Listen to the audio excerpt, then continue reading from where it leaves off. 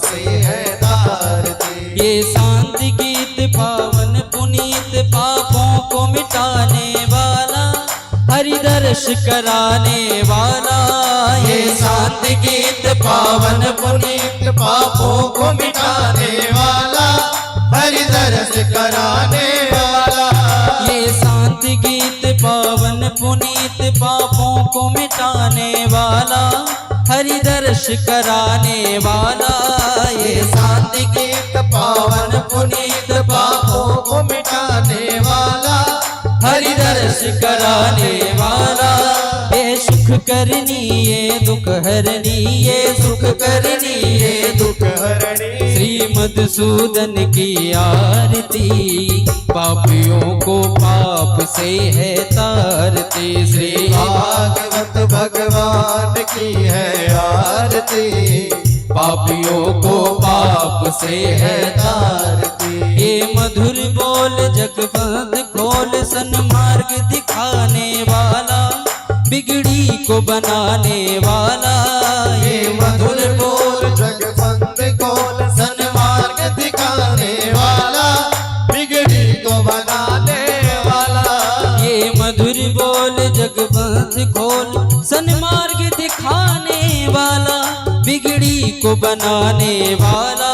ये मधुर बोल जगबंद खोल, सन्मार्ग दिखाने वाला, बिगड़ी को बनाने वाला। श्री राम यही घनश्याम यही मेरे राम यही घनश्याम यही, श्री राम यही घनश्याम यही, श्री राम यही घनश्याम यही। प्रभु के महिमा की आरती, पापियों को पाप से है तारती। श्री भागवत भगवान की है आरती, पापियों को पाप से है तारती। श्री भागवत भगवान की है आरती, पापियों को पाप से है तारती। श्री भागवत भगवान की है आरती, पापियों को पाप से है तारती, पापियों को पाप से है तारती, पापियों को पाप से है तारती। ओम जगनेन जज्ञमय जन्न देवास्तानि धर्मानि प्रथमानि आसन्न तिहनाकं महिमानः सुचन्द्र पूर्वे साध्याः सन्ति देवाः। ओम कायेन वाचा मनसेनैव बुद्ध्यात्मना मनुसृतस्वभावात् करोमि यद्य सकलं परस्मै नारायणाय समर्पयेत्। त्वमेव माता च पिता त्वमेव त्वमेव बन्धुः च सखा त्वमेव त्वमेव विद्या द्रविणं त्वमेव त्वमेव सर्वं मम देव देव। ओम नाना सुगंध पुष्पाणि यथा कालोद्भवानि च पुष्पाणि दत्तगृहाणां परमेश्वर ध्यान मंत्र पुष्पांजलि समर्पयामि नमस्करोमि। श्री लड्डू गोपालाय नमः। ओम श्रीमद् भागवत महापुराणाय नमः। सुप्रसन्नो वरदो भव। बोल श्री बांके बिहारी लाल की जय हो।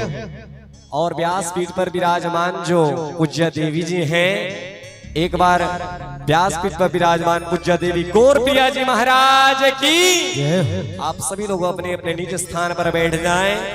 और आप लोगों से एक विशेष अनुरोध है कि जो लोग आज कथा श्रवण करने आए हैं, कल से अपने साथ 10-10 लोगों को लेके आएंगे।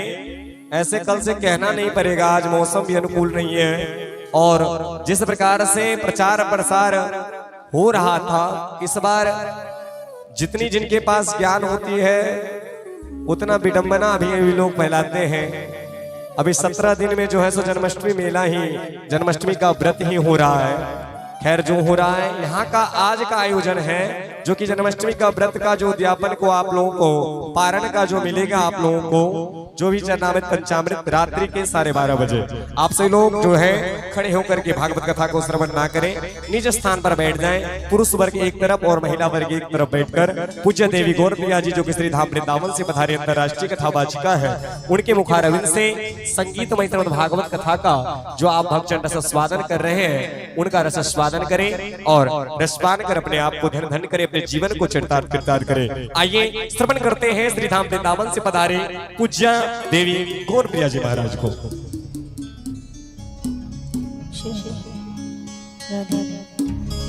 जय राधे श्री राधे राधे जय राधे श्री राधे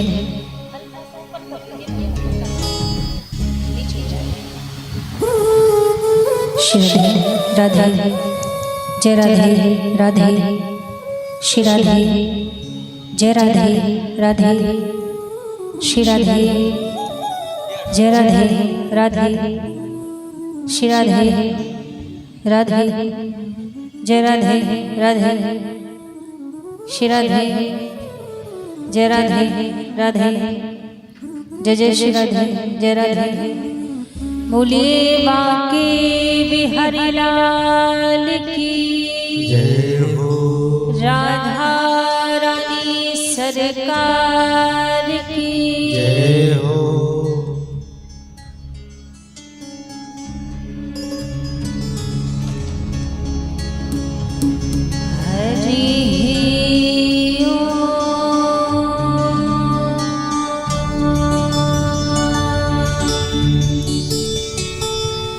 नमो भगवते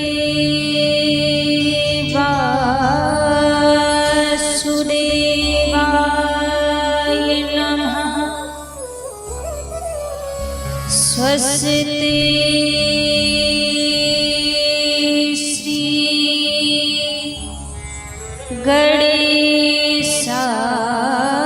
गणेशाय नमः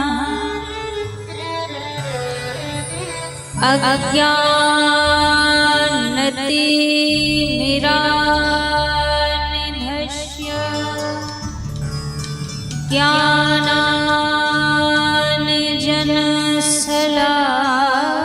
ज्ञानाञ्जनशलाकया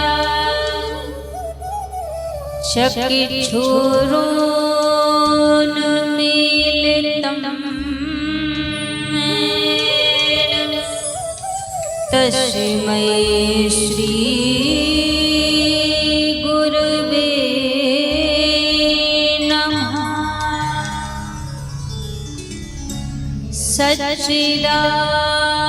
सच्चिदानन्द रूपाय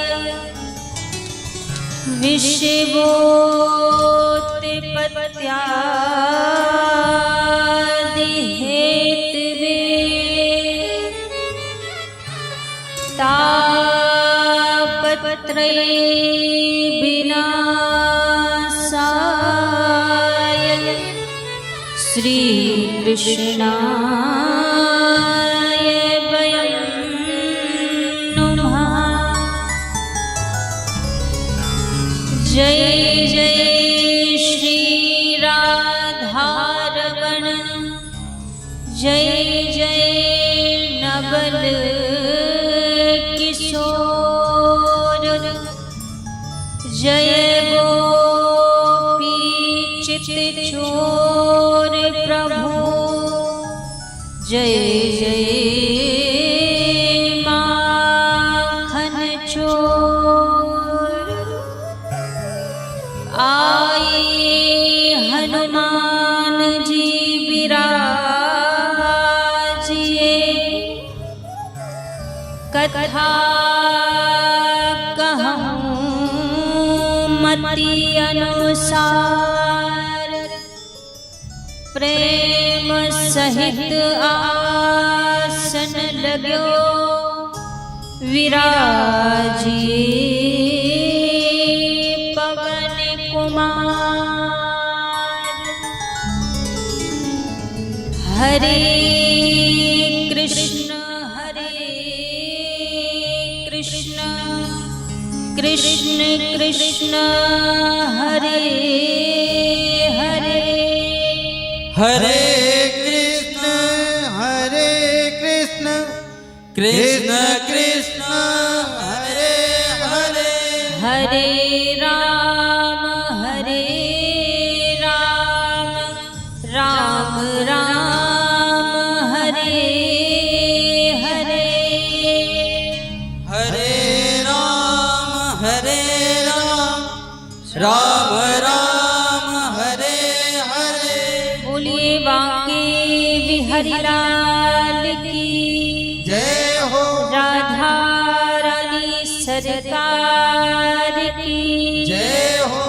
हनुमान जी महाराज की जय हो।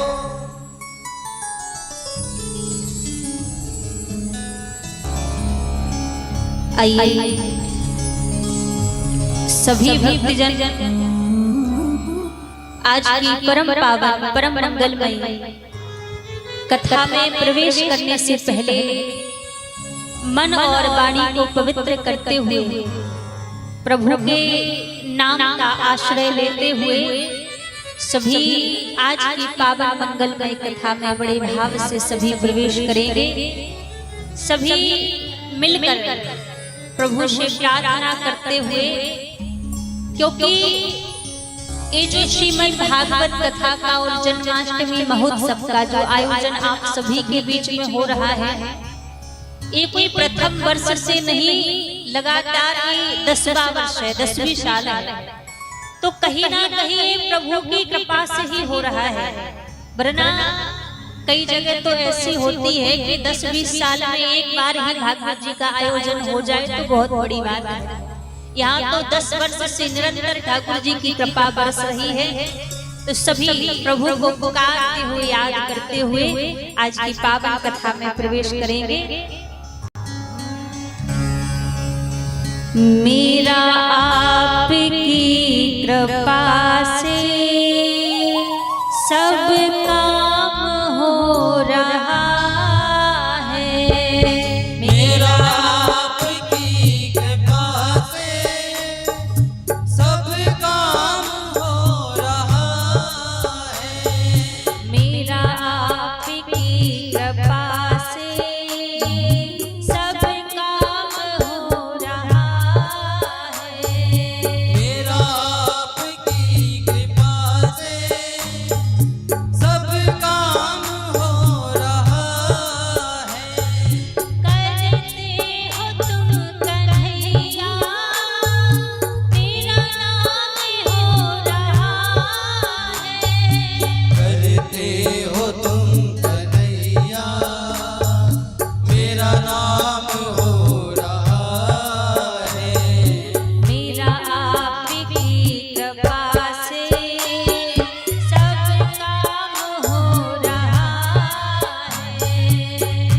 आपकी कृपा से सब काम हो रहा है। मेरा आपकी कृपा से सब काम हो रहा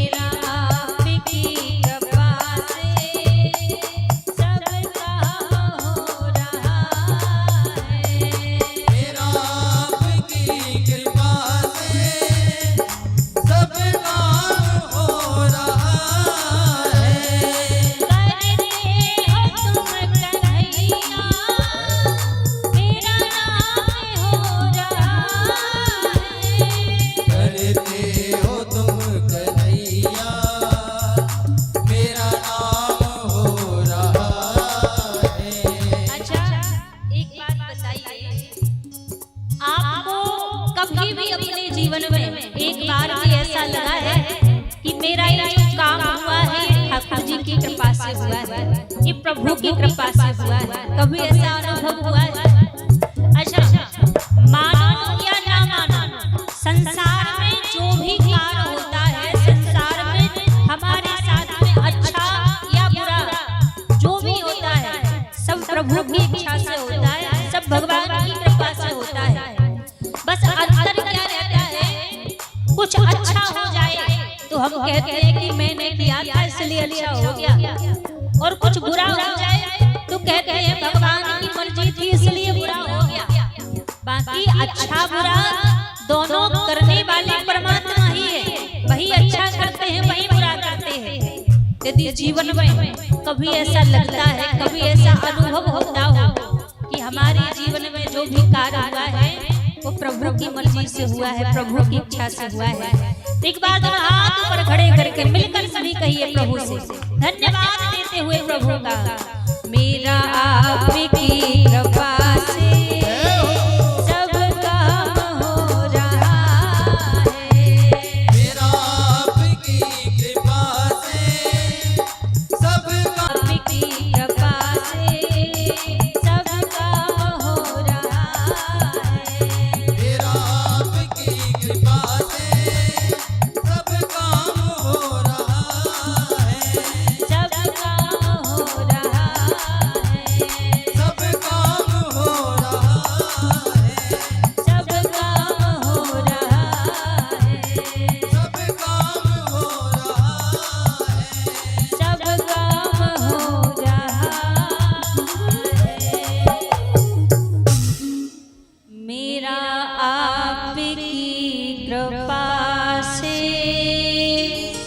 सब काम हो रहा है। बोलिए बांके बिहारी लाल की।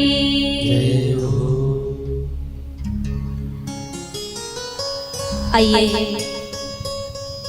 सर्वप्रथम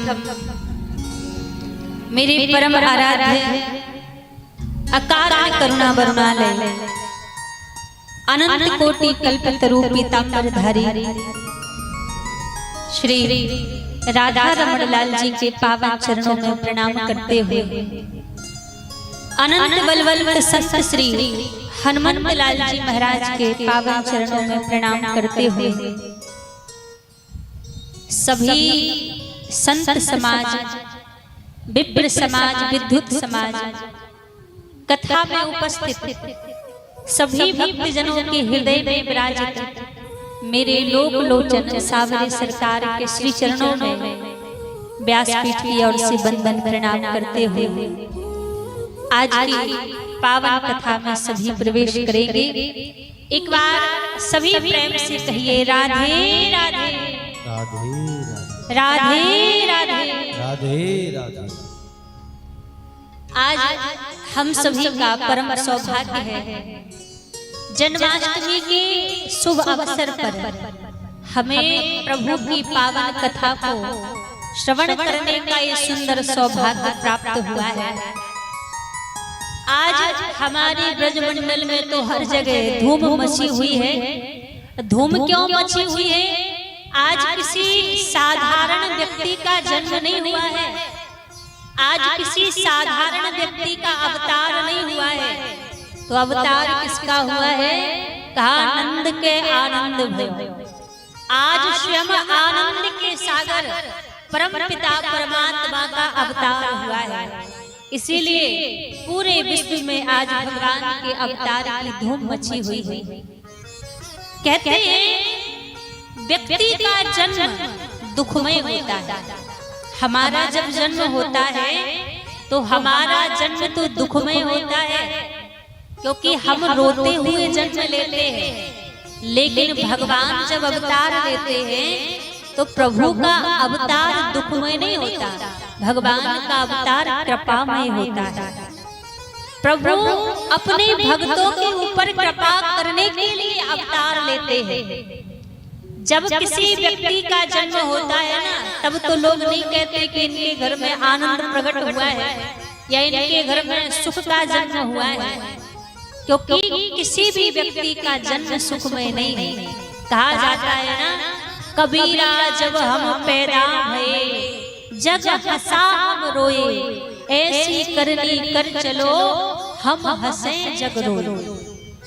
हर एक व्यक्ति का जन्म दुखमय होता है, हम रोते हुए जन्म लेते हैं, लेकिन हमारा वो जन्म सुखमय कब हो जाता है, हमारा वो जन्म आनंदमय कब हो जाता है, जब हम हंसते हुए संसार से जाएं। रोते हुए तो सभी आते हैं, लेकिन लाखों में कोई एक ऐसा होता है जो प्रसन्नता पूर्वक संसार को छोड़कर जाता है। तब उसको देखकर लोग कहते हैं, भैया इसने अपना जीवन सफल कर लिया, इसने अपना जीवन सार्थक कर लिया।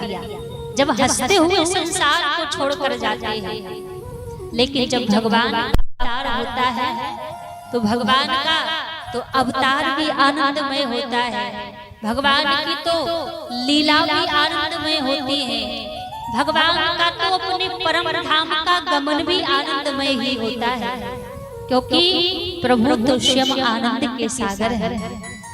तो आज भगवान का अवतार है और आज के दिन से ही हमें प्रभु की इस पावन कथा को सुनने का ये सौभाग्य मिल रहा है, श्रवण करने का सौभाग्य मिल रहा है। आज से आप निरंतर कथा को श्रवण करेंगे। आपसे एक निवेदन करूं, आप एक ही भाव को लेकर इस कथा में बैठिए, एक ही भाव को लेकर इस कथा को श्रवण कीजिए। कौन सा भाव? प्रभु के चरणों में प्रार्थना कीजिए कि आपने जिस प्रकार उस ब्रज मंडल में ब्रजवासियों को सुख देने के लिए आपने अवतार लिया था, उसी प्रकार हम आपकी इस कथा को श्रवण करें तो आप हमारे इस मन रूपी मंदिर में अवतार ले लीजिए। आप हमारे इस मन मंदिर में प्रकट हो जाइए। यदि भगवान हमारे मन मंदिर में प्रकट हो गए, हमारे मन रूपी मंदिर में प्रभु ने यदि अवतार ले लिया, तो हमारा इस कथा को सुनना सफल हो जाएगा, इस कथा में बैठना सफल हो जाएगा। क्योंकि भगवान की जो कथा है ना, आप ये विचार करके मत सुनिए कि जैसे 2-3 घंटे घर पे बैठे थे अब वैसे जाके कथा पंडाल में बैठ जाएंगे, कम से कम समय तो बीतेगा ना। क्योंकि भगवान की कथा कोई मनोरंजन का विषय नहीं है कि आप सोचो कि 2-3 घंटे बढ़िया से मनोरंजन हो जाएगा, ये मनोरंजन का स्थान नहीं है। भगवान की कथा तो मनोभंजन का स्थान है, जहाँ मन पावन होता है, जहाँ मन पवित्र होता है। दुनिया की सारी चीजें आपको और स्थान पर भी मिल जाएंगी। आपको मनोरंजन चाहिए कहीं और भी, आप मेले में जाओगे ही मिल जाएगा, और वस्तुएं खरीदनी है तो वो संसार में हर जगह मिल जाएंगी। लेकिन एक भगवान की कथा ऐसी है जो केवल मात्र इस मन का भंजन करती है, इस मन को पवित्र करती है। तो यहाँ पर बैठकर तो यही भाव प्रभु के चरणों में रखिए कि आप हमारे इस मन रूपी मंदिर में प्रकट हो जाए। यदि प्रभु हमारे मन मंदिर में प्रकट हो गए तो हमारा ये जन्म भी सफल हो जाएगा, और आने वाले जितने भी अनेक हमारे जन्म हैं वो सारे जन्म हमारे सफल हो जाएंगे। क्योंकि भगवान की कथा इतनी आसानी से नहीं मिलती है। आप यदि सोच रहे हो कि हमें तो इतनी सरलता से कथा मिल गई, तो ये आपका कोई भ्रम होगा। आप यदि यहाँ पर बैठे हैं तो आप पक्का विश्वास कर लीजिए, पक्की बात मान लीजिए कि पूर्व के कोई जन्म का आपका कोई कर्म ऐसा रहा होगा जिस कर्म के फल स्वरूप में आपको भगवान की कथा सुनने के लिए मिल रही है। आपको याद भले ही न हो किसी जन्म का, किसी प्रारब्ध का कोई अच्छा कर्म रहा होगा जिस कर्म के फल में भगवान की कथा मिल रही है। वैसे तो कहते हैं ना कि किसी संसार के पुण्य में बल नहीं है जो भगवान की कथा हमें दे दे। किसी संसार के वो बल नहीं है जो हमें भगवान की कथा दे दे। हमारे कोई कर्म में भी वो बल नहीं है जो हमें भगवान की कथा दे दे। तो फिर भगवान की कथा मिलती कब है, कब सुनने का सौभाग्य मिलता है? मानस में बाबा तुलसीदास जी कहते हैं कि हमें कब कथा सुनने का सौभाग्य मिलता है, कब ऐसा अवसर मिलता है? जे फल साधन ते नहीं होई, जे फल साधन ते नहीं होई, जे फल साधन ते नहीं होई, जे फल साधन ते नहीं होई। तुम्हारी कृपा पावे कोई कोई, तुम्हारी कृपा पावे कोई कोई, जे फल साधन ते नहीं होई, जे फल साधन ते नहीं होई, जे फल साधन ते नहीं होई, जे फल साधन ते नहीं होई। तुम्हारी कृपा पावे कोई कोई, तुम्हारी कृपा पावे कोई कोई, तुम्हारी कृपा पावे कोई कोई, तुम्हारी कृपा पावे कोई कोई।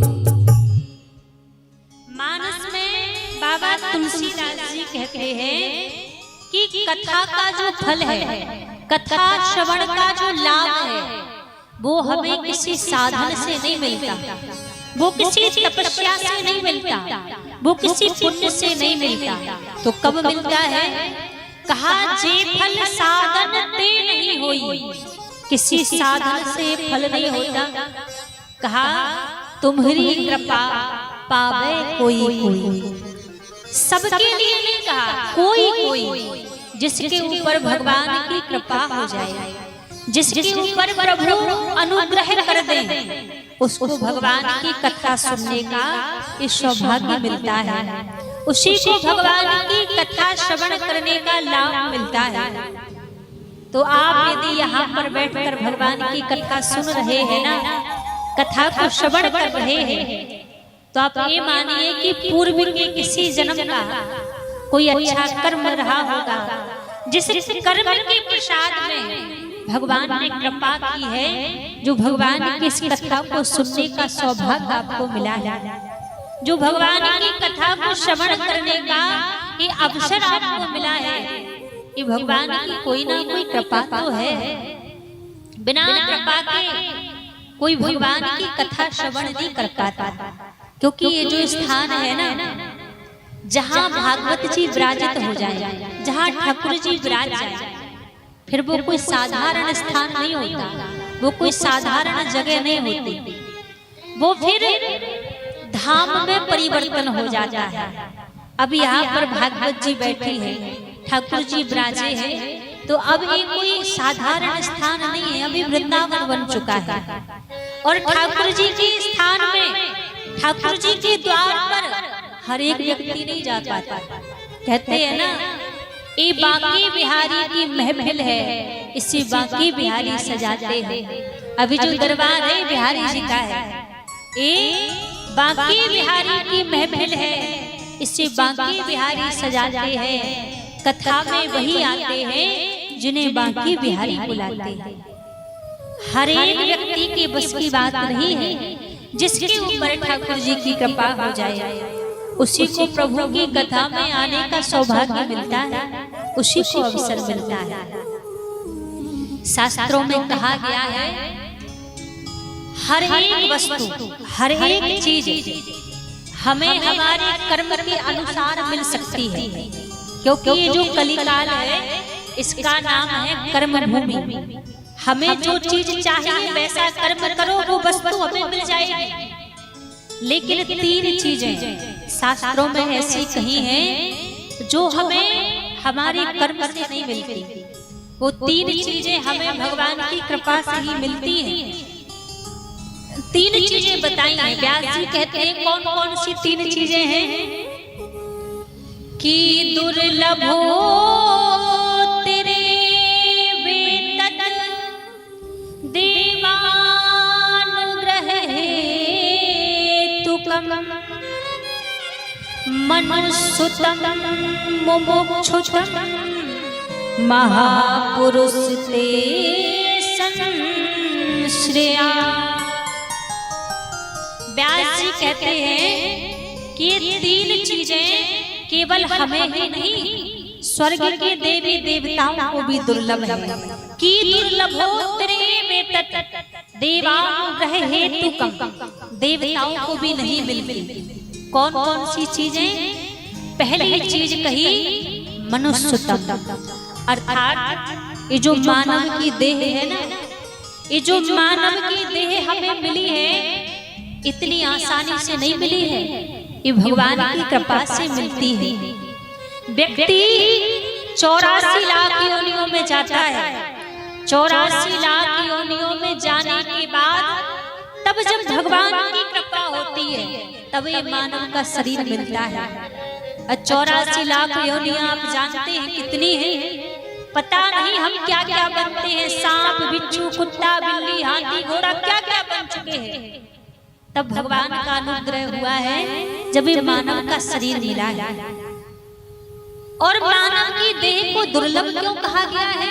दुर्लभो मानसो देहो देहि नाम क्षण भंगुरा। मानव की देह को इसलिए दुर्लभ कहा गया है, आप किसी और योनि को देख लीजिए, कुत्ता बिल्ली हाथी घोड़ा, वैसे सबका जीवन बराबर है, कोई ज्यादा अंतर नहीं है। आप विचार करो, यदि एक इंसान भोजन करता है ना तो एक जानवर भी भोजन करता है। एक इंसान सोता है, एक पशु पक्षी एक जानवर भी सोता है। एक इंसान बच्चे पैदा करता है, एक जानवर भी बच्चे पैदा करता है। यदि एक इंसान मेहनत करके घर बनाता है, पैसा जोड़ता है ना, तो एक जानवर भी तिनका तिनका जोड़कर अपने रहने का स्थान बनाता है। संसार में जितने कर्म एक इंसान करता है वो हर एक कर्म एक जानवर भी करता है।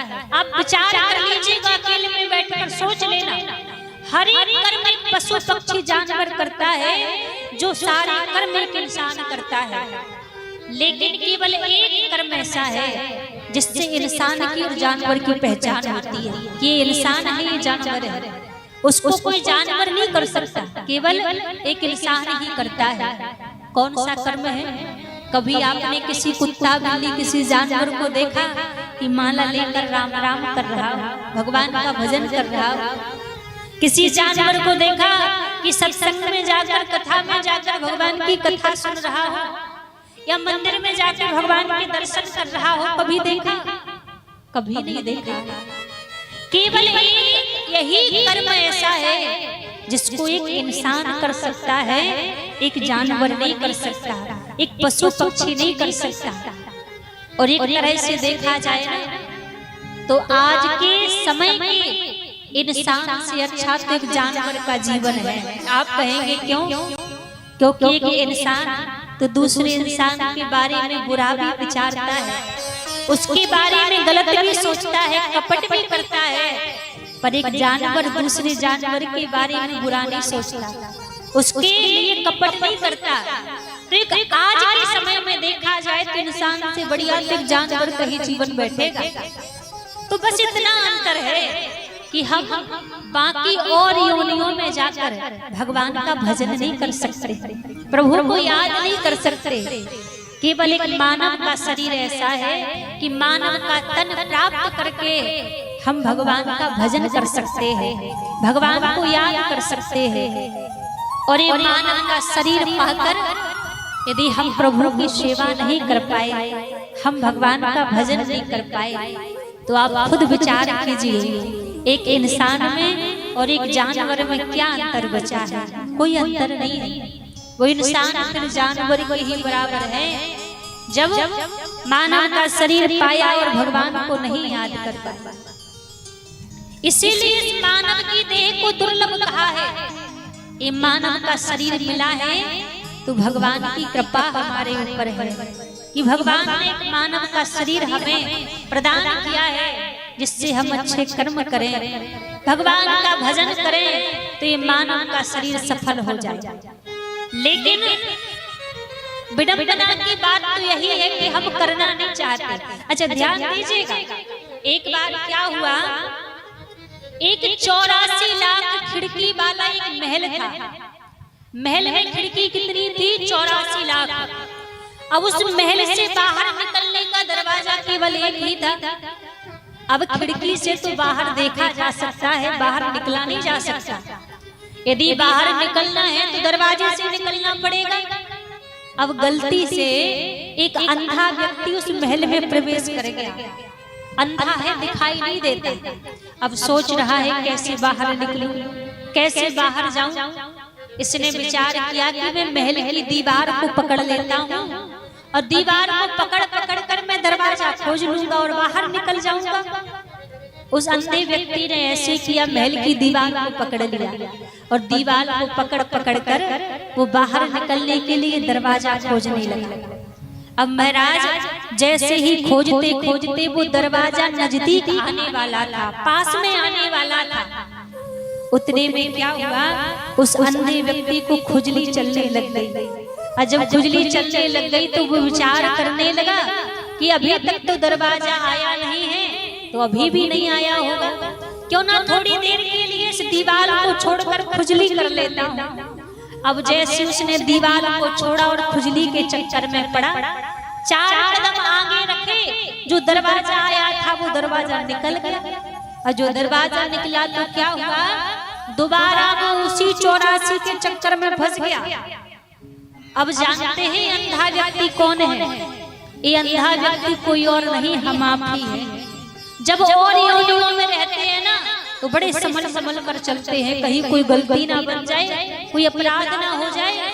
और भगवान जब कृपा करके ये मानव की देह, ये 84 से बाहर निकलने का दरवाजा है, मानव का द्वार, और जब मानव का शरीर मिलता है ना तो हमें भी इस संसार के काम क्रोध लोभ मोह की खुजली चलने लग जाती है और इस संसार के चक्कर में पड़ के हम इस मानव की देह को ऐसी बर्बाद कर देते हैं, ऐसे हम इस जीवन को बेकार कर देते हैं।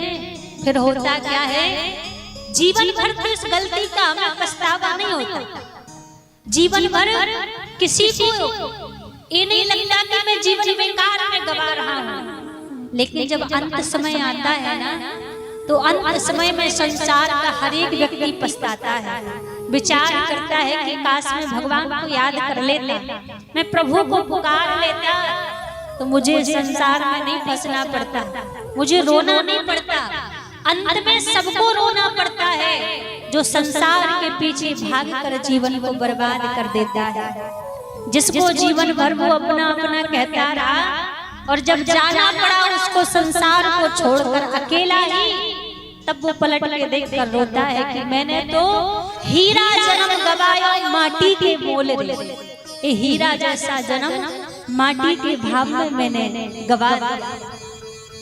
इसीलिए कहते हैं देखो, संसार में रहो गलत बात नहीं है, संसार में रहो, घर में रहो, परिवार में रहो, लेकिन घर में रहने के बाद भी, परिवार में रहने के बाद भी प्रभु के बनकर रहो, भगवान के बनकर रहो, ताकि अंत में पछताना ना पड़े। संसार के कर्म करो, भगवान की सेवा जानकर करो कि भगवान ने कर्तव्य दिया है तो करना पड़ रहा है, लेकिन हमारी मंजिल संसार नहीं होना चाहिए, हमारी मंजिल तो परमात्मा के चरणारविंद होने चाहिए, ताकि अंत में हमें रोना ना पड़े। क्योंकि साधक बड़ा प्यारा भाव कहते हैं महाराज,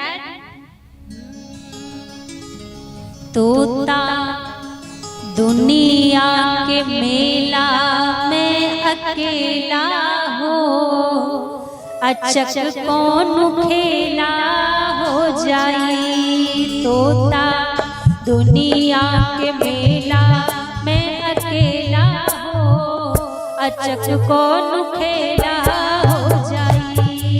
तोता दुनिया के मेला में अकेला हो, अचक कौन खेला हो जाई। तोता दुनिया के मेला में अकेला हो, अचक कौन खेला हो जाई। तोता दुनिया के मेला में अकेला हो, अचक कौन खेला हो जाई। नीली कबहु ना करीली वो के खेला हो, नीली कबहु ना करीली वो के खेला हो, अचक कौन खेला हो जाई। तोता दुनिया के मेला में अकेला हो, अचक कौन खेला हो जाई। तोता दुनिया के मेला में अकेला हो, अचक कौन खेला हो जाई। तोता दुनिया के मेला में अकेला हो, अचक कौन खेला हो जाई। जय हो।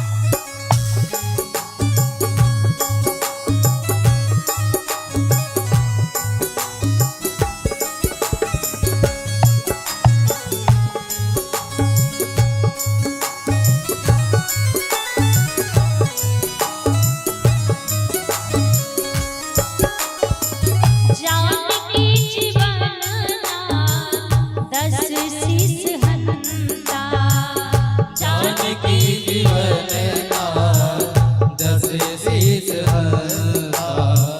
जानकी जीवनना दस शीस हंता।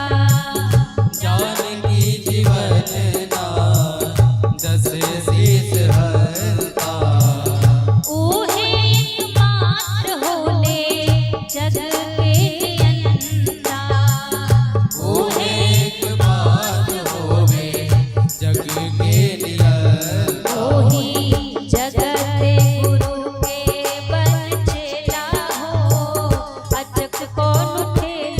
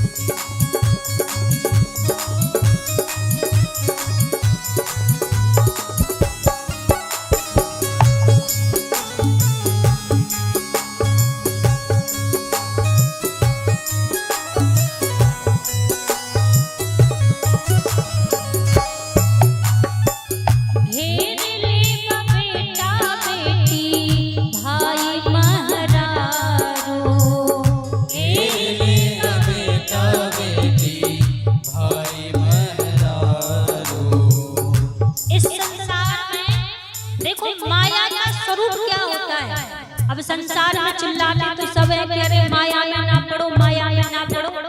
लेकिन वास्तव में माया का स्वरूप क्या है? माया कहते किसे है?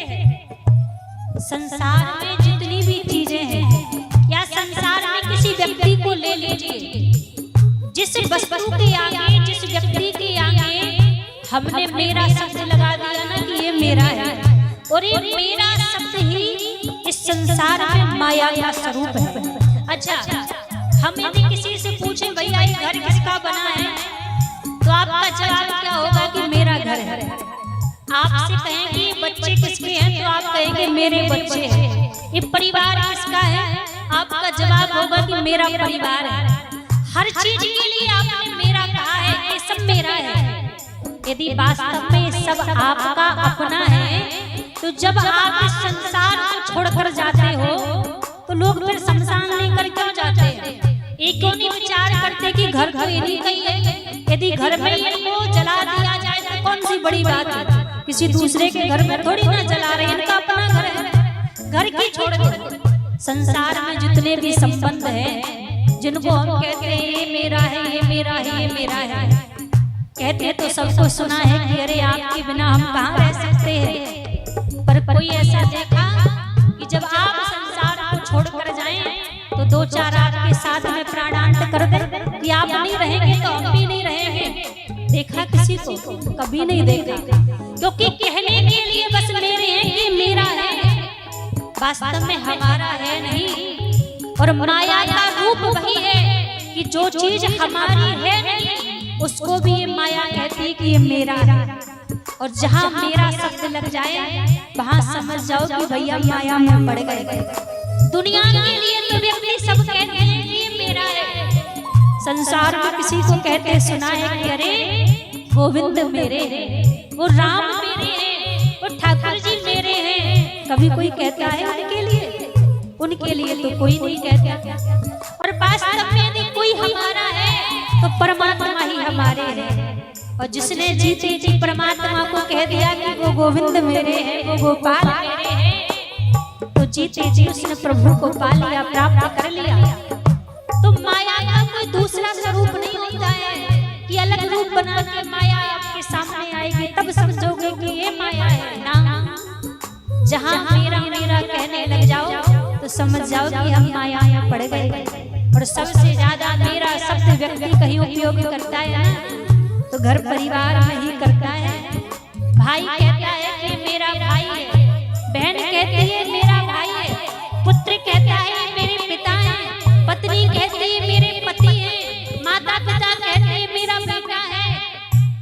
हर जगह मेरा मेरा शब्द लगा देते हैं। तो साधक कहता है कि संसार में माया का रूप जानना है तो यही माया का स्वरूप है, जहाँ मेरा मेरा कहकर सब आपको घेर ले बेटा बेटी भाई महरारू, घेर ले बेटा बेटी भाई महरारू, घेर ले बेटा बेटी भाई महरारू, घेर ले बेटा बेटी भाई महरारू। माया के बजारू घर ले बेचारू, माया के बजारो धर ले बेचारो, एह जा के बुना के हो खेला हो, अचक कौन खेला हो जाई। तोता दुनिया के मेला में अकेला हो, अचक कौन अकेला हो जाई। तोता दुनिया के मेला में अकेला हो, अचक कौन खेला हो जाई।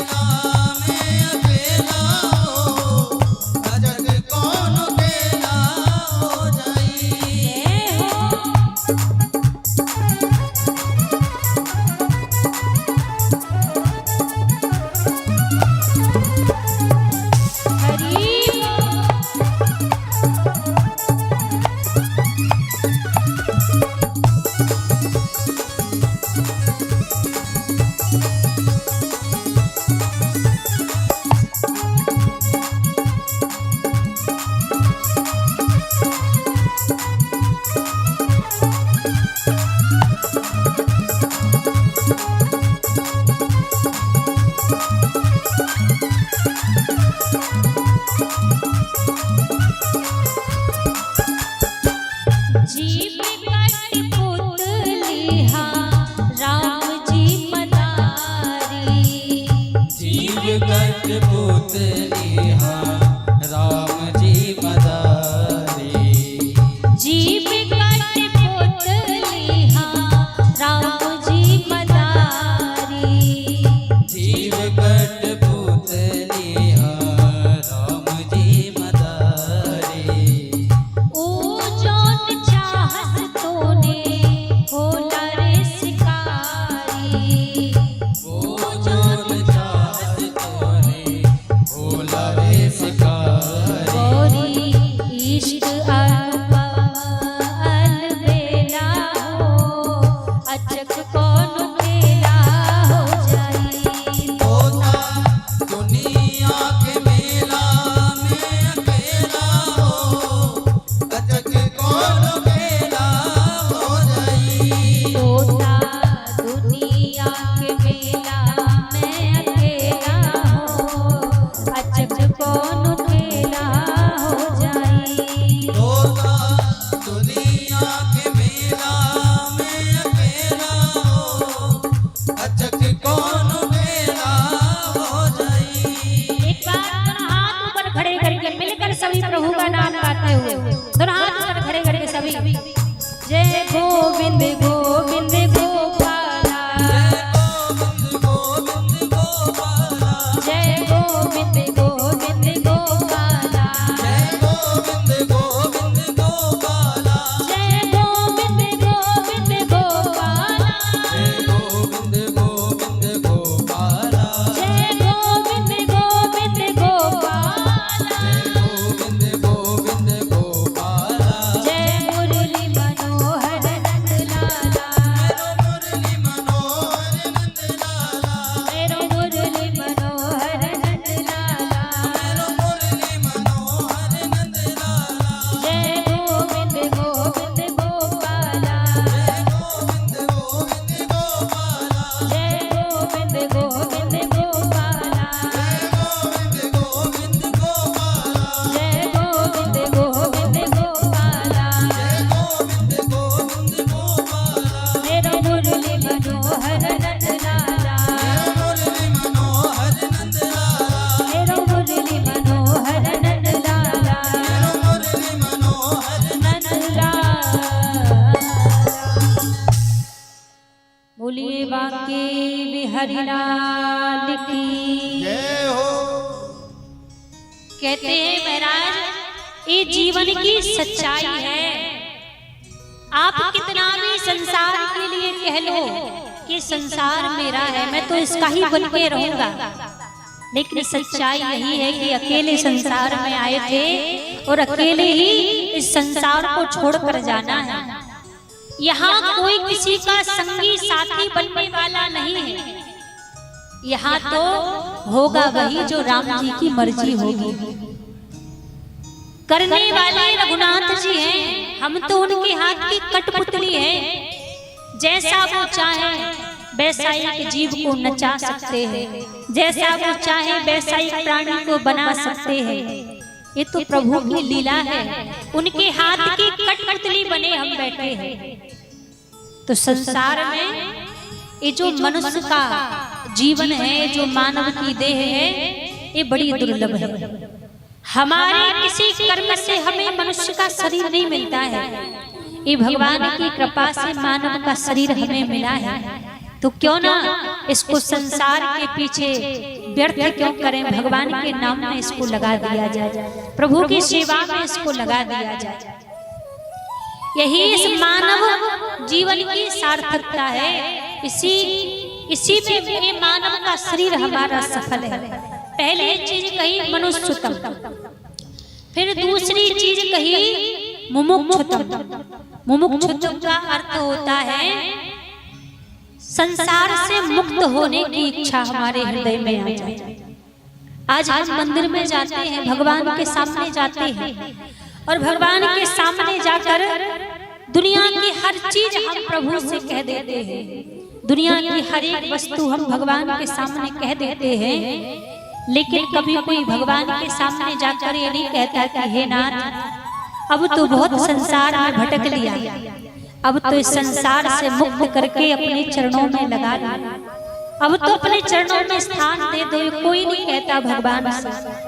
और जिस दिन इस संसार से मुक्त होने का भाव इस मन में आ जाए तो समझना कि भगवान की कृपा है हमारे ऊपर। फिर तीसरा शब्द कहा महापुरुष ते संश्रय, किसी महापुरुष का संग हमें मिल जाए, किसी महापुरुष का सानिध्य हमें मिल जाए, ये जीवन में सबसे बड़ी उपलब्धि है। देखो, महापुरुष के संग का मतलब ये नहीं होता कि आप 24 घंटे किसी संत की संगति में लग जाइए या उनकी 24 घंटे सेवा में लग जाइए। महापुरुष की संगति का अर्थ होता है महापुरुषों के कहे वचनों की संगति करना। उन्होंने जो वचन कहे हैं उन वचनों के ऊपर चलने का प्रयास करना, उसी को महापुरुष की सानिध्य कहा गया है। तो जीवन में संत की कृपा आ जाए, किसी महापुरुष का सानिध्य मिल जाए तो महाराज बिगड़ा हुआ जीवन भी हमारा सवर जाए। आज हमारे वृंदावन में लाखों करोड़ों लोग वैसे ही नहीं 4 बजे से परिक्रमा मार्ग में खड़े हो जाते हैं। आज आप जाएंगे तो आज तो 12 बजे रात्रि से ही पूरा परिक्रमा मार्ग जाम होगा। क्यों? क्योंकि महाराज भोर की बेला में हमारे पूज्य प्रेमानंद जी महाराज का आगमन होता है। अब कई बार लोग कहते हैं कि संत तो है नहीं संसार में, किनकी सेवा करें, किनके वचनों का पालन करें। यदि जिस दिन इस संसार में संत नहीं रहेंगे उस दिन संसार भी नहीं रहेगा। आग लगे संसार में झरझर बरसत अंगार, और संत ना होते जगत में जल जातो संसार। जिस दिन संत नहीं रहेंगे संसार में, वास्तव में ये संसार जल जाएगा उस दिन। आज भी संतों का सानिध्य है, तभी तो इस सत्मार्ग पर लोग चल रहे हैं। तो संतों के वचनों का सानिध्य जीवन में हो जाए। अब 24 घंटे तो देखो कोई किसी संत की संगति नहीं कर सकता, 24 घंटे किसी संत के पास नहीं रह सकता, लेकिन संतों के वचनों की यदि हमने संगति कर ली तो वही इस कलिकाल में संतों की संगति का फल है। तो तीसरा शब्द कहा महापुरुष ते संश्रय, किसी महापुरुष का संग मिल जाए, किसी महापुरुष की कृपा मिल जाए। तो ये 3 चीजें इस संसार में बड़ी दुर्लभ है। मानव का शरीर मिल सकता है, कोई बात नहीं, हृदय में मुक्त होने की इच्छा भी आ सकती है, लेकिन महापुरुष का संग इतनी आसानी से नहीं मिलता, क्योंकि संतों का सानिध्य इस कलिकाल में दुर्लभ कहा गया है। सब कुछ मिल सकता है पर किसी संत का सानिध्य मिलना ये बड़ी बात है। और जिस दिन सच्चे संत का सानिध्य जीवन में मिल गया उस दिन जीवन को बदलने से, जीवन में परिवर्तन होने से कोई नहीं रोक सकता। इसलिए संत संगति होनी चाहिए। ये 3 चीजें भगवान की कृपा से ही मिलती है। आज कथा का प्रथम दिवस है और प्रथम दिवस में भागवत जी के महत्व की चर्चा की जाती है, क्योंकि कोई भी ग्रंथ हो, कोई भी पुराण हो, जब तक हमें उसका महत्व पता नहीं होगा तब तक उस ग्रंथ में, उस पुराण में हमारी श्रद्धा नहीं बढ़ेगी, हमारी रुचि नहीं बढ़ेगी। तो हर एक ग्रंथ को श्रवण करने से पहले उसके महत्व को सुना जाता है, उसकी महिमा को सुना जाता है। भागवत जी के महत्व में प्रथम श्लोक में भगवान के स्वरूप का वर्णन कहा है कि भगवान का रूप कैसा है, इस संसार में किस रूप में भगवान के दर्शन किए जाए। महत्व में प्रथम श्लोक श्री व्यास जी महाराज लिखते हैं, सच्चिदानंद रूपा विषवोत्पत्त्यादि हेतवे तापत्रय विनाशाय श्री कृष्णाय वयं नमः। महात्म का प्रथम श्लोक लिखा और भगवान के स्वरूप का वर्णन किया कि भगवान का रूप कैसा है। सच्चिदानंद रूपाय विश्वोत्पत्त्यादि हेतवे तापत्रय विनाशाय श्री कृष्णाय वयं नमः। भगवान सच्चिदानंद स्वरूप है। अब सच्चिदानंद में भी 3 शब्द आए हैं, सत, चित और आनंद। अब इस संसार में आपसे पूछा जाए कि सत्य किसे कहते हैं, हम और आप सत्य नहीं हैं, क्योंकि हमारा जन्म भी होता है, हमारी मृत्यु भी होती है। तो इस संसार में सत्य भगवान का स्वरूप कहा है। सत्य कहिए जो बिल से नाही, चित चैतन्य सकल जग माही। सत्य भगवान का स्वरूप है। चित अर्थात चैतन्य, भगवान चैतन्य है। भगवान कोई पाषाण नहीं है, भगवान कोई मूर्ति या कोई विग्रह नहीं है, भगवान चैतन्य स्वरूप है। और तीसरा शब्द कहा आनंद।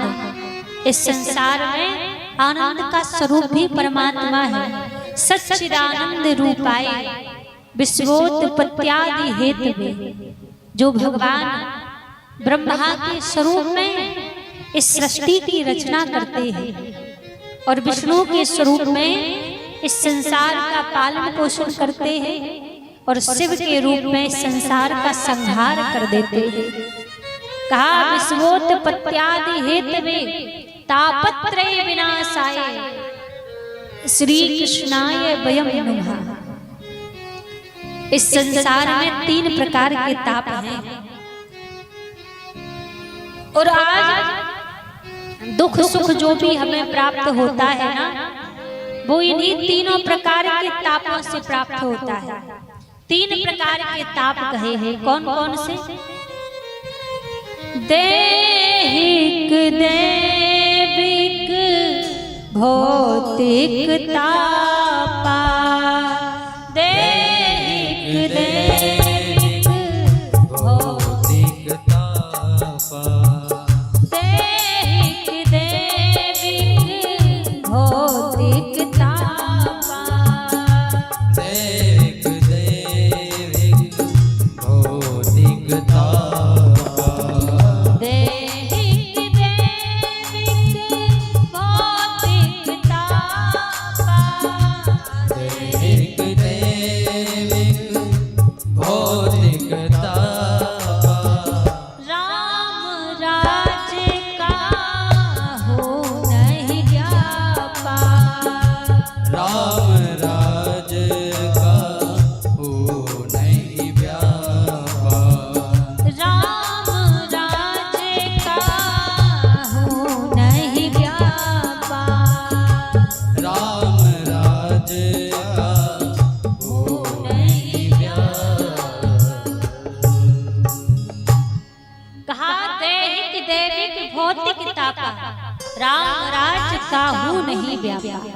3 प्रकार के ताप हैं, दैहिक दैविक और भौतिक। अब महाराज इन तापों के प्रभाव क्या होते हैं हमारे जीवन में? कोई तन दुखी, कोई मन दुखी, कोई धन बिन रहत उदास।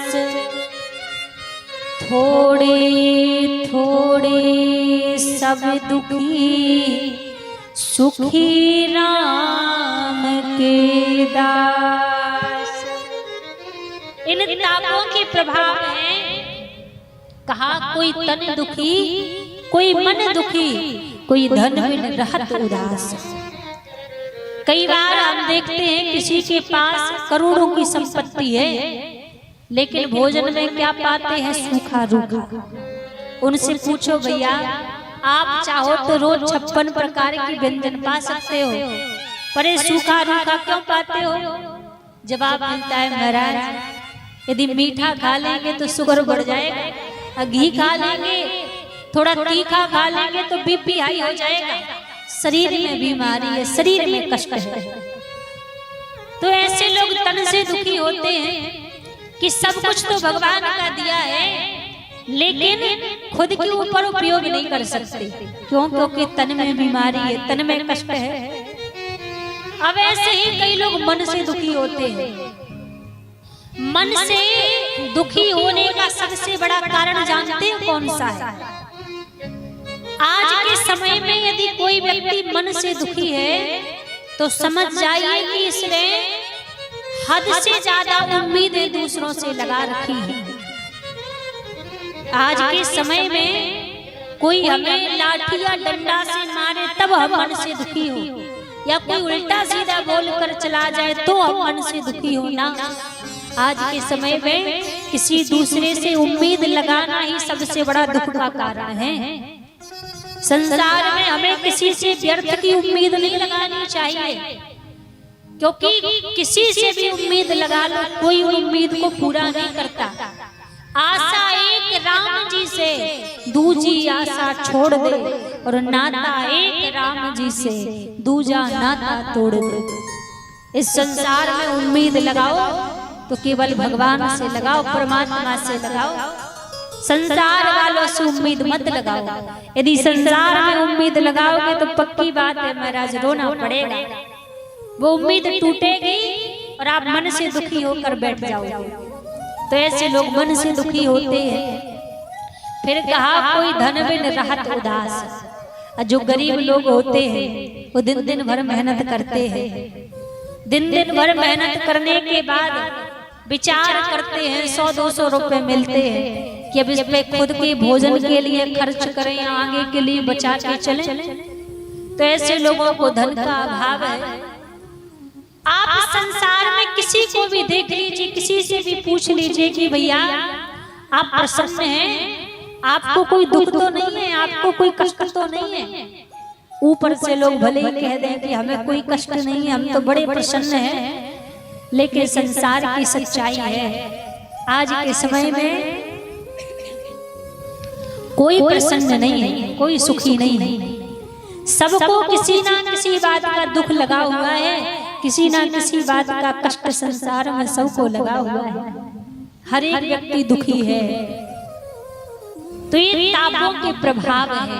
तो इन दुखों से दूर होने का क्या उपाय है? इन कष्टों से दूर होने का क्या उपाय है?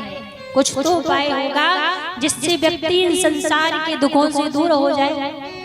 इन दुखों से दूर होने का एक ही उपाय है कि जिसके पास में भगवान के नाम की संपत्ति है, जिसके पास में भगवान के नाम का धन है, उसके लिए संसार में कोई दुख नहीं है, कोई पीड़ा नहीं है। और जिसके पास भगवान के नाम का धन नहीं है, भगवान से जिसका कोई रिश्ता नहीं है, कोई संबंध नहीं है, तो वो लाख प्रयास कर ले जीवन में प्रसन्न नहीं रह सकता। क्योंकि दुखों को मिटाने का एक ही उपाय है, भगवान का नाम, प्रभु का नाम ही हमें केवल मात्र संसार के दुखों से दूर कर सकता है। बाकी तो आजकल सभी संसार के दुखों में पल रहे हैं। आज के समय में तो दुख में जीने का लोगों का स्वभाव बन चुका है। ये नहीं कि एक आध दुख जीवन में आ जाए, आजकल तो स्वभाव बन चुका है दुख में रहने का।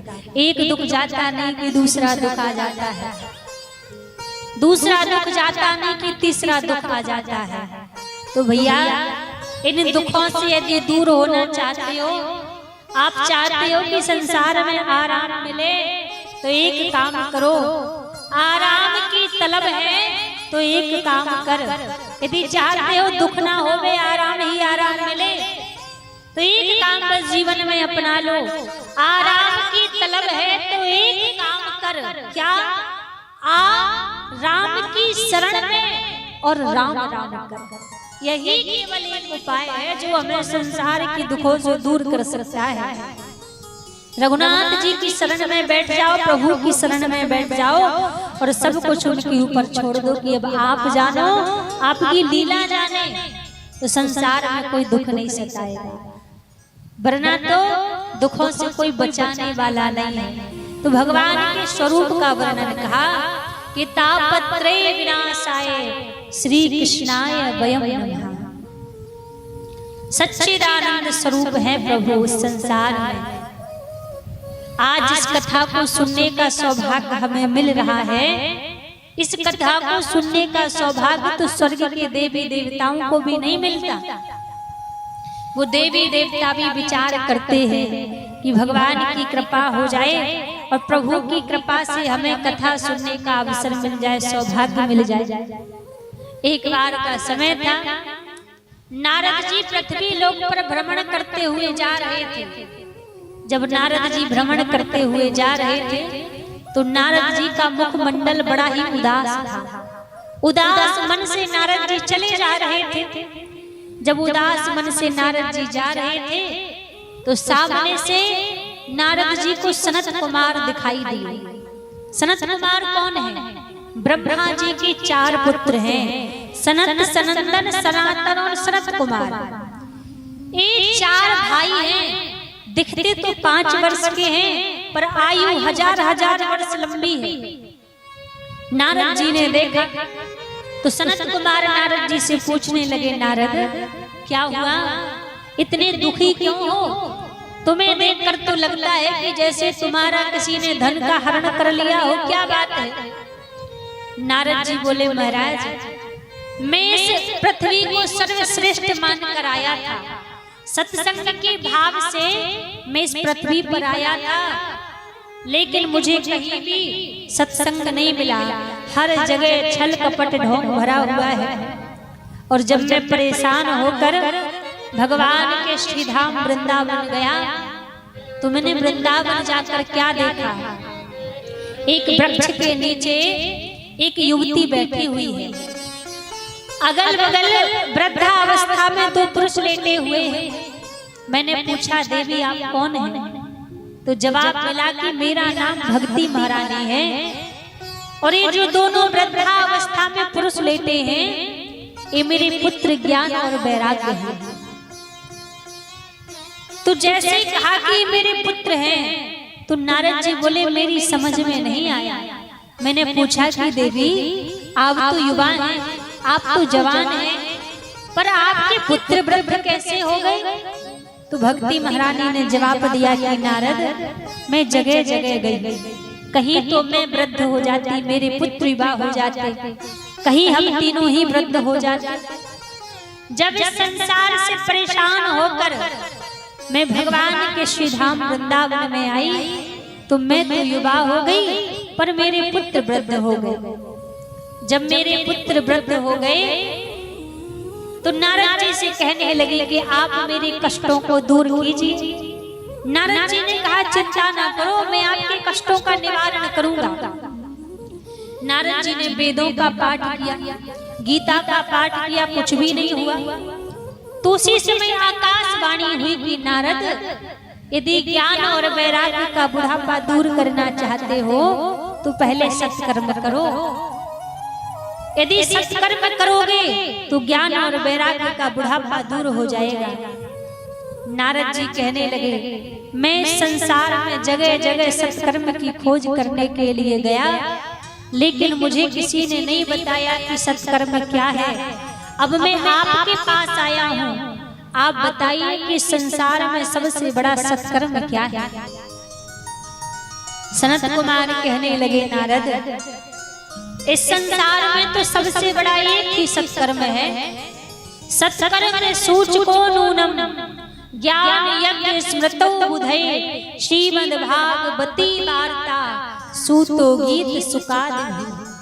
कहा भागवत की कथा सुनाइए। जैसे कहा कि भागवत की कथा सुनाइए तो नारद जी ने कहा, महाराज मैंने वेदों का पाठ किया, गीता का पाठ किया, तब तो कुछ हुआ नहीं। एक भागवत की कथा को सुनाने से क्या हो जाएगा? तो सनत कुमार समझाने लगे कि नारद वेद वृक्ष है और उन्हीं वेदों के वृक्ष का पका हुआ फल भागवत की कथा है। जो स्वाद एक फल में होता है वो स्वाद उसके वृक्ष में नहीं होता। आप इसलिए भागवत की कथा श्रवण कराइए। नारद जी ने कहा ठीक है। अब नारद जी और सनत कुमार तो बैठे हैं बद्रीनाथ धाम में, और भक्ति महारानी ज्ञान और वैराग्य बैठे हैं वृंदावन में। यहाँ से नारद जी थोड़ा सा आगे आए, सनत कुमार थोड़ा सा आगे आए। वृंदावन से भक्ति महारानी को बुलाया, ज्ञान और वैराग्य को बुलाया। बीच में हरिद्वार की पावन भूमि, गंगा जी का किनारा, बट वृक्ष के नीचे व्यासपीठ पर चारों भाई सनत कुमार विराजित हुए। और जब चारों भाई व्यासपीठ पर विराजित हुए, भगवान की कथा को कहना प्रारंभ किया। जब कथा को कहना प्रारंभ किया तो नारद जी ने प्रश्न कर दिया। कहा महाराज एक बात बताओ, कोई धर्मात्मा व्यक्ति, कोई पुण्यात्मा व्यक्ति यदि भागवत की कथा को सुने और कथा को सुनकर मुक्त हो जाए तो कोई बड़ी बात नहीं है, क्योंकि वो धर्मात्मा था, पुण्यात्मा था। क्या कोई पापी व्यक्ति भी भागवत की कथा को सुनकर मुक्त हो सकता है? नारद जी ने कहा महाराज आप तो पापी व्यक्ति की बात करते हैं। जिस व्यक्ति ने जीवन भर कोई अच्छा काम ना किया हो, काम क्रोध की अग्नि में जलता रहा हो, ऐसा व्यक्ति भी यदि मरने के बाद प्रेत बन जाए और प्रेत बनकर भी यदि भागवत जी की कथा को श्रवण कर ले तो ऐसा व्यक्ति भी मुक्त हो जाता है। एक भागवत की महिमा है, धन्यम भागवती वार्ता प्रेत पीड़ा विनाशिनी। भागवत जी की कथा केवल जीवों का कल्याण नहीं करती कि केवल मात्र जिंदा लोगों के ऊपर कृपा करती हो ना, भागवत जी तो भूत प्रेतों का भी कल्याण करने वाली है। प्रेत योनि में जाकर भी यदि कोई भागवत जी की कथा को सुन ले, श्रवण कर ले तो उसका भी कल्याण हो जाता है। हमारे सामने जो भागवत जी विराजी है ना, ये कोई पोथी नहीं है, ये कोई किताब नहीं है कि आप सोचो कि कोई पोथी किताब रखी हुई है। भागवत जी के लिए कहा है ये तो साक्षात भगवान का बाल रूप है, वांगमय स्वरूप है। एक भगवान रूप में प्रकट होते हैं और भागवत के रूप में भगवान शब्दमय रूप में प्रकट होते हैं। तो भागवत कोई पोथी किताब नहीं है, कोई ग्रंथ नहीं है, ये तो साक्षात ठाकुर जी का बाल रूप है। बाल रूप में प्रभु हम सबके बीच में प्रकट हुए हैं। भागवत जी के निकट जाके व्यक्ति जो भी इच्छा हृदय में प्रकट करता है, जो भी कामना हृदय में प्रकट करता है, तो भागवत जी तो उसको भी पूर्ण करने वाली है, उसको भी श्रवण सुनने वाली है।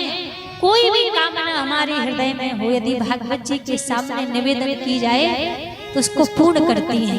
ऐसी भागवत की दिव्य महिमा है। आज तो कथा का प्रथम दिन था और प्रथम दिन तो जानते ही हैं तैयारियां ही करने में, व्यवस्था करने में ही विलंब हो जाता है। और कल से जो कथा का समय रखा गया है वो 7 बजे से 9 बजे तक का कथा का समय रखा गया है। तो सभी समय का ध्यान रखें और अधिक से अधिक संख्या में भगवान की कथा में पधारें, क्योंकि आप यदि ये विचार करते रहेंगे कि अभी तो प्रारंभ ही हुई है, हम तो कल जाएंगे, परसों जाएंगे, तो कल परसों में सारे दिन बीत जाएंगे। क्योंकि जो सुख का समय होता है ना वो बड़ी जल्दी निकल जाता है, दुख का समय तो बड़े परेशान करके जाता है, बड़ा रुदन करा के बीतता है, लेकिन सुख का समय जल्दी निकल जाता है। तो ये कथा तो सुख का समय है, ये तो आनंद का समय है, कब बीत जाएगा पता नहीं चलेगा।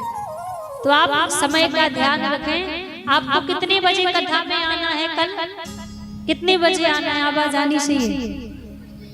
हाँ, 7 बजे नहीं आना है, आपको 6:30 बजे पंडाल में आ जाना है।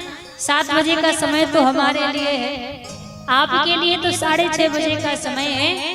6:30 बजे हमारे सभी भैया जी लोग आ जाएंगे और 7 बजे कथा प्रारंभ हो जाएगी। 7 से 9 का कथा का समय है और 9 बजे के बाद अन्यत्र और भी जो आयोजन आप सभी के बीच में रखे गए हैं तो उन सब का भी आप आनंद लीजिए।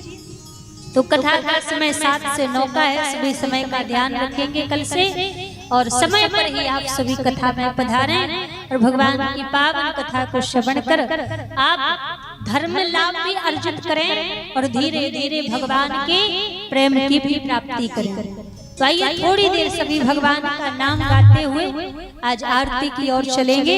सभी लोग अपने स्थान पर खड़े हो जाएं और थोड़ा थोड़ा सा सभी लोग आगे आ जाएं। सभी खड़े हो जाओ और आगे आगे थोड़ा सा सभी लोग आ जाएंगे। बोलिए बांके बिहारी लाल की, राधा रानी सरकार की। आज हमारे ब्रजमंडल में ठाकुर जी का प्रागट हुआ है। वैसे कथा में तो चौथे दिन नंदोत्सव मनाया जाएगा, पर वैसे तो आज ही ठाकुर जी का प्रागट हुआ है। तो ठाकुर जी के नाम में सभी आनंद लेते हुए कथा के विश्राम की ओर चलेंगे। लाला जायो है नंदरानी ने, लाला जायो है हो ब्रज में, हो ब्रज में, ब्रज में है रही जय जयकार। नंद घर लाला जायो है, ब्रज में है रही जय जयकार। नंद घर लाला जायो है, ब्रज में है रही जय जयकार। नंद घर लाला जायो है, ब्रज में है रही जय जयकार। नंद घर लाला जायो है, लाला जायो है नंद रानी ने, लाला जायो है, लाला जायो है नंद रानी है, लाला जायो है। ऐसा नहीं इधर हाथ ऊपर खड़े करके आनंद में झूमते हुए सभी देखो। पूरे वर्ष भर में एक दिन जन्माष्टमी का अवसर आता है। वैसे तो आप खूब डीजे लगा के नाच लो, अपने घर में आनंद ले लो, मेला में झूम लो, लेकिन ठाकुर जी के नाम में झूमने का आनंद तो एक साल में एक दिन के लिए ही आता है। अब उसके लिए भी सोचो कि नहीं जब बगल वाला झूमेगा तब हम झूमेंगे। तो भैया फिर आप घाटे के सौदे में रह रहे हो। तो हाथ पर खड़े करके सभी हो ब्रज में, हो ब्रज में, ब्रज में है रही जय जयकार। नंद घर लाला जायो है, ओ ब्रज में है रही जय जयकार।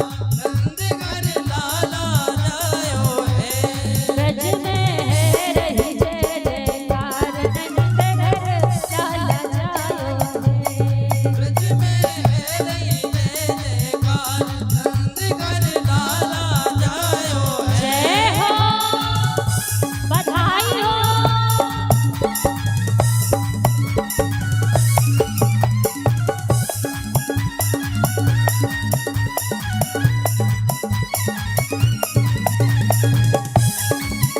नंद की लाला की,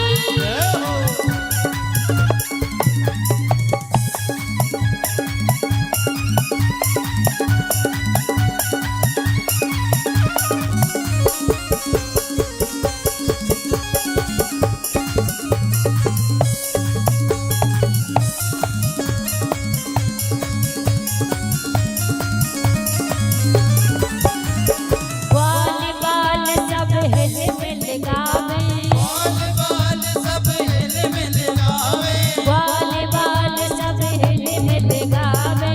बाल बाल सब हिल मिल गावे। झूठ के झूठ नंद घर आवे, झूठ के झूठ नंद घर आवे। 80 साल की आयु में सुते जो जायो है, 80 साल की आयु में सुत ऐसो जायो है। हो ब्रज में, हो ब्रज में, ब्रज में है रही जय जयकार। नंद घर लाला जायो है, ब्रज में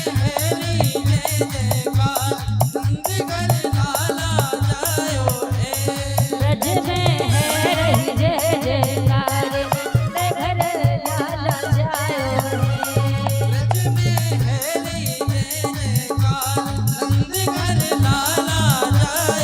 जय हो नंद के लाला की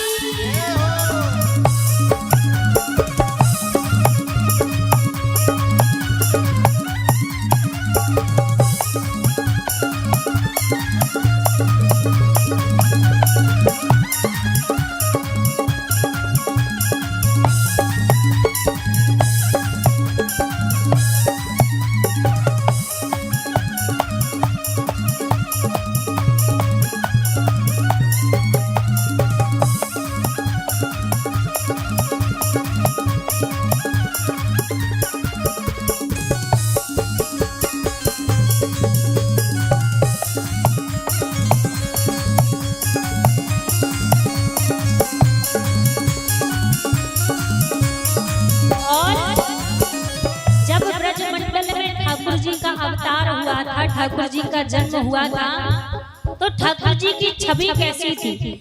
जो भी एक बार ठाकुर जी की छवि को देखता, एक बार जो भी बिहारी जी को देखता, वो देखते ही रह जाता। अच्छा, जब हम अपने घर में छोटे छोटे बच्चों को ठाकुर जी का रूप बना देते हैं, तो उनको देखकर ही मन कितना मोह जाता है कि अरे कितना प्यारा बालक है। तो विचार करो, जब हमारे आपके बालक इतने सुंदर लगते हैं, इतने प्यारे लगते हैं ठाकुर जी के रूप में, तो जिस समय ठाकुर जी का अवतार हुआ होगा तो ठाकुर जी का रूप कैसा होगा? जो भी बिहारी जी को देखता तो बस देखते ही रह जाता है। ऐसी प्रभु की छवि थी। दोनों हाथ पर खड़े करके सभी बांके बिहारी की देख छटा मेरो मन है गयो लटा पटा। बांके बिहारी की देख छटा मेरो मन है गयो लटा पटा। की देख छटा मेरो मन है गयो लटा पटा। बांके बिहारी की देख छटा मेरो मन है गयो लटा पटा। लटा पटा हिरी लटा पटा। लटा पटा हिरी लटा पटा। बांके बिहारी की देख छटा मेरो मन है गयो लटा पटा। बांके बिहारी की देख छटा मेरो मन है गयो लटा पटा। जय हो हरि बोल।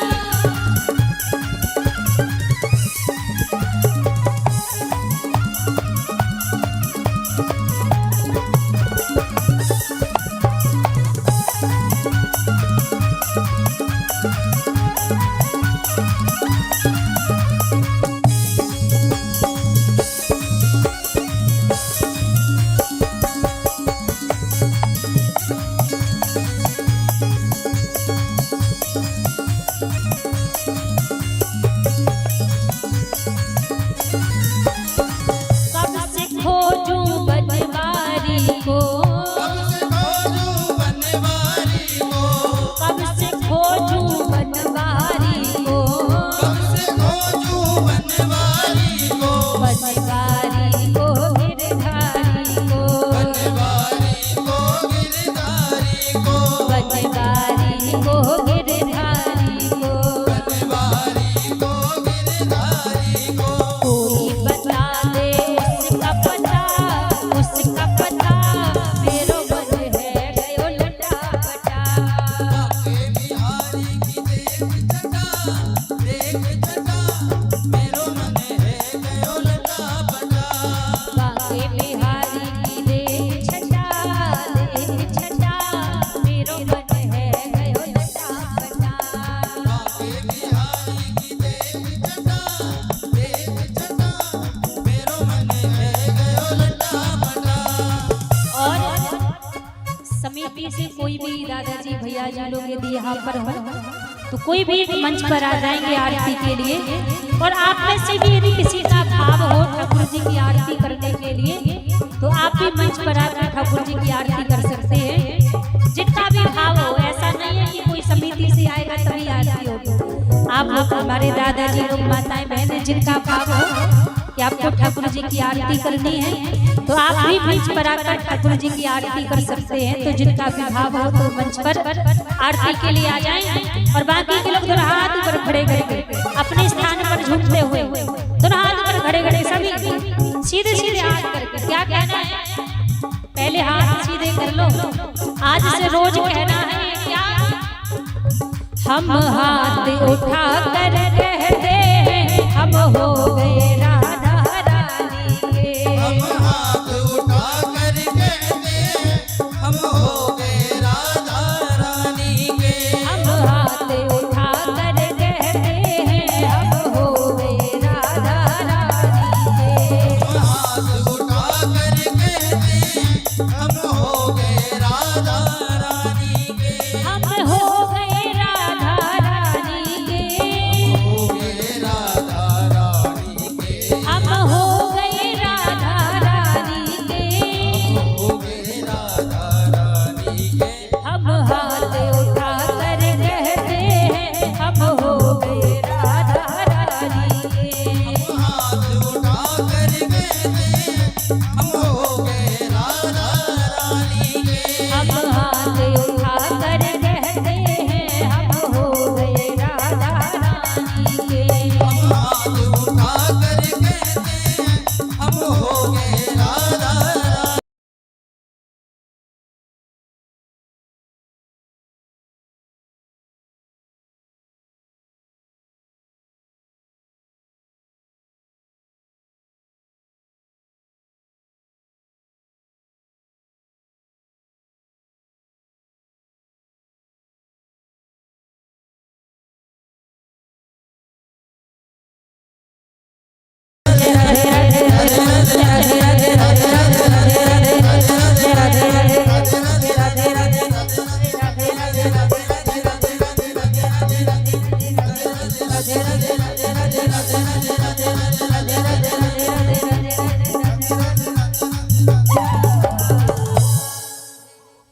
बोलिए राधा रानी सरकार की जय हो। बांके बिहारी लाल की जय हो।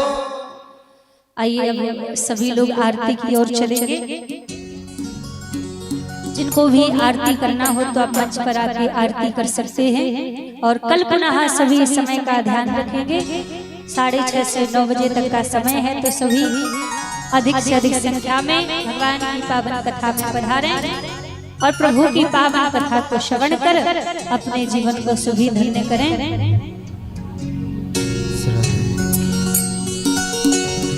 श्री भागवत भगवान की है आरती, पापियों को पाप से है तारती। श्री भागवत भगवान की है आरती, पापियों को पाप से है तारती।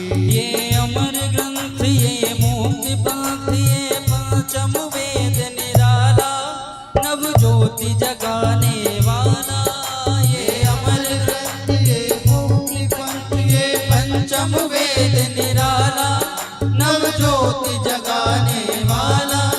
हरि नाम यही हरि धाम यही हरि नाम यही हर नाम यही। जग के मंगल की आरती, पापियों को पाप से है तारती। श्री भागवत भगवान की है आरती, पापियों को पाप से है तारती। ये शांत गीत पावन पुनीत पापों को मिटाने वाला, हरि दर्श कराने वाला।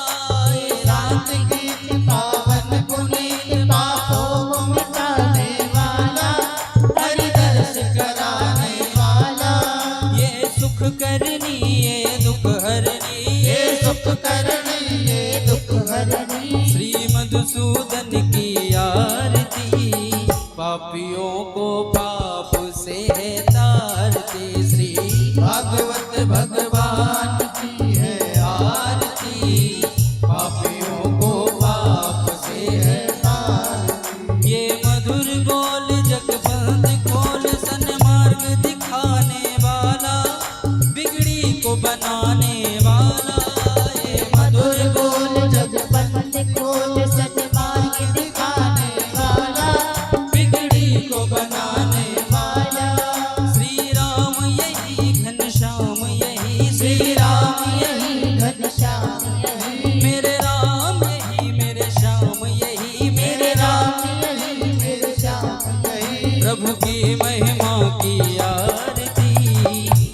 पापियों को पाप से है तारती। श्री भागवत भगवान की है आरती, पापियों को पाप से है तारती।